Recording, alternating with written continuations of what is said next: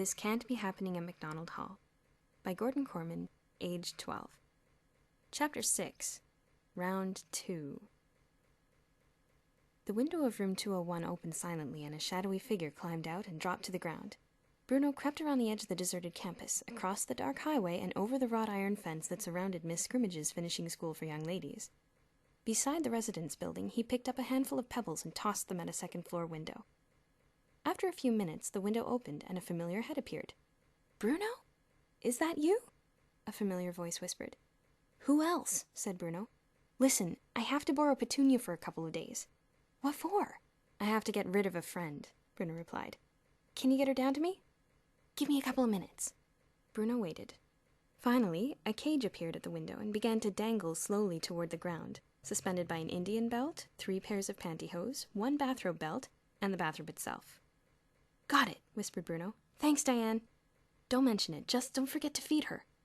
"What does she eat?" Bruno asked. "This," the girl replied. A bag of me-choice skunk chow sailed out of the window and clunked Bruno on the head. "Women," he thought in disgust. With the caged skunk under one arm and the skunk food in the other, he made his way to MacDonald Hall and into his room. After hiding Petunia under his bed, he changed Elmer's alarm clock to his own customary rising hour, 8:45, and fell asleep. Although it was well after midnight, a dim light still shone in the print shop. Boots and the editor of the school newspaper were laboring over the press. A single sheet of newsprint lay before them. "I'll tear it out," Boots said, "so it'll look as if it's from a real newspaper." "Is there really such a disease as creeping caliotis?" the editor asked. "I hope not," grinned Boots. "Awful, isn't it?" "Sure is. What are you going to do with the clipping?" "It's for a hypochondriac friend of mine," Boots explained. "By the time I get through with him, he'll be a basket case. Thanks a lot for your help." "Any time. I pity your friend, though." "I don't," Boots replied grimly. "It's 9:15!" screamed Elmer, bounding out of bed and hitting his head on the wall. "Who changed my alarm clock?" "I did," said Bruno, dressing rapidly. "It's about time you learned to get up at a civilized hour." "But what about breakfast? I'll starve! What about my classes? I've never been late in my life. What will they do to me?" "If you're 5 minutes late, you get a detention," Bruno explained gravely. "If you're 10 minutes late, it's the rack." At 8:55, Elmer flew out of the room with his shirt tails flapping, his belt dangling, and his shoelaces untied. He was unwashed and uncombed, but he had 5 minutes to spare.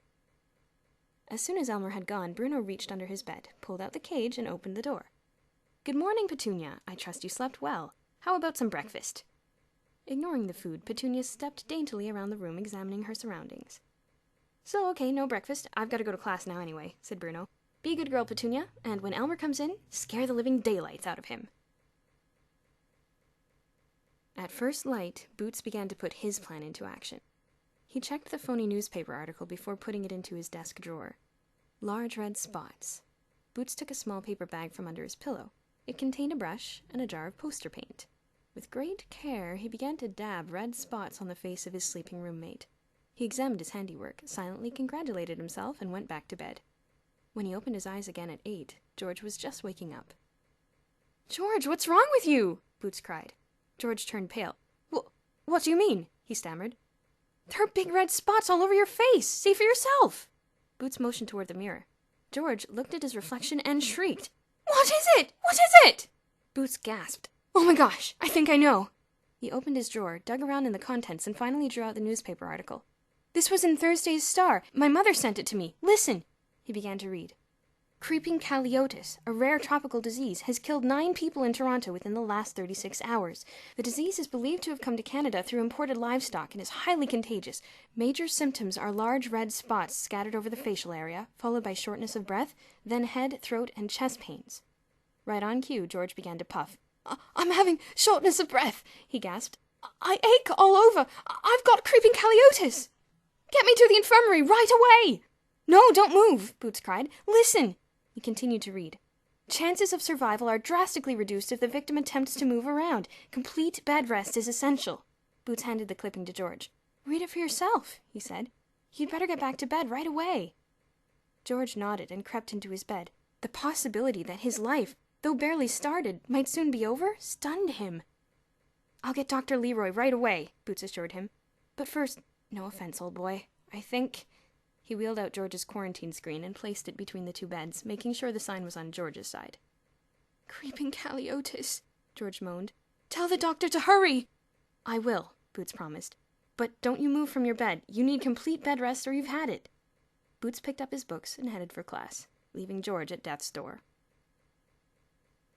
At 4 that afternoon, Bruno hurried to his room with a jar containing the last of the 550 ants he owed Elmer. As he was about to open the door, a loud scream erupted from within, followed by an enormous crash. The door flew open and out shot Elmer, his expression wild, his nose bleeding. He ran full tilt into Bruno, knocking him down and sending the jar of ants spiraling into the wall where it shattered. Once again, Dormitory 2 was crawling with insects. "My ants!" Bruno shrieked in perfect imitation of Elmer. "Skunk!" cried Elmer. "What's a skunk doing in our room?" Bruno had been waiting all day for that question. "I'm a skunkologist," he explained. "My world is the skunk world." Elmer just stared at him. Then Petunia trotted out into the hall and Elmer screamed again. "Stop that," warned Bruno. "If you upset her, she'll spray the whole place." Elmer crouched behind Bruno and continued to scream as the skunk explored the hall. "Shut up!" called a voice. "I'm trying to do my homework." A door opened and a boy peered out into the hall. "Oh no! Ants!" he cried. "They're back! And this time they brought a skunk with them!" More doors opened. Soon dozens of boys were milling around. "Ants! Skunk! Help!" Bruno, worried that Petunia was going to be trampled in the riot, picked her up and carried her over to Elmer. "Here, Petunia," he said. "Kiss and make up. You weren't nice. You gave Uncle Elmer a nasty fright." Elmer backed away, trembling. "Stand still," Bruno ordered. "You'll step on my ants." "You keep ants too?" cried one boy. "201's a bug house." "I had 96 ants in that jar," Bruno sternly informed Elmer. "You owe me 96 ants." Only then did Bruno notice a familiar figure standing at the end of the hall, his arms folded, watching. Mr. Sturgeon spoke quietly, but every boy heard and obeyed. "All of you, into your rooms. Walton, give me that skunk." Bruno held Petunia out to Mr. Sturgeon. She bit his finger. "I'll get the cage, sir," Bruno said quickly. He ran into his room, fished the cage out from under the bed, and locked Petunia in. "Here she is, sir."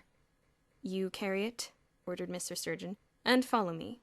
Unless I am mistaken, this animal is the pet of a young lady at Miss Scrimmage's. I am not going to ask how it came into your possession, because, frankly, I do not wish to know, but we will return it to its owner together." Boots tiptoed into his room after classes. The light was dim, and the victim lay still on his bed, looking paler than the sheets and apparently breathing his last. "Where have you been?" George moaned. "Where's the doctor?" "Brace yourself," Boots told him, tying a handkerchief around his face like a surgical mask. "Dr. Leroy has creeping Caliotis, too. So does 3/4 of the school. They're dropping like flies. It's a full-fledged epidemic." "Has anybody died?" George asked, terrified. "Not yet," Boots replied gravely. "But there are lots in comas. The army has sent a medical unit and the campus is in quarantine. There's even a roadblock." "But did you tell them about me?" George groaned. Boots nodded. "Of course, but you're 352nd on the waiting list. Don't worry, I'll stay and take care of you until help comes." George was overcome with gratitude. He reached for a paper and pencil on the night table. "I've been writing my will," he croaked, his throat obviously very sore. "I'm going to leave you my Magna Co. for your devotion, Melvin." He wrote a few lines and collapsed back onto the pillow. "Could you get me a cold cloth for my head?" he pleaded. "I must have a terribly high fever." Boots wet a washcloth and gently placed it on his roommate's forehead. "I'd better go and write my mother," he said sadly. "If I catch creeping Caliotis from you, I'll want her to have a last few words to remember me by." "Oh," groaned George. He raised a trembling hand to his forehead and picked up the wet cloth to rearrange it. Large red blobs covered the white terry cloth. He stared at it for a few seconds, then rubbed it across his cheek. More red blobs. "Paint," said George softly. Then louder. "Paint. You tricked me! I'll kill you!" He leapt out of bed, grabbed a cricket bat, and tore after Boots, who by this time was out of the room and halfway out of the building. Mr. Sturgeon, Bruno, and Petunia were making their way across the campus when Boots flashed by. "Hello, sir," he panted. Seconds later, a pajama-clad George Wexford Smythe III thundered by in hot pursuit, screaming and waving a cricket bat. Bruno did not dare comment, but as they continued on their way, he distinctly heard Mr. Sturgeon murmur, "I hope he catches him."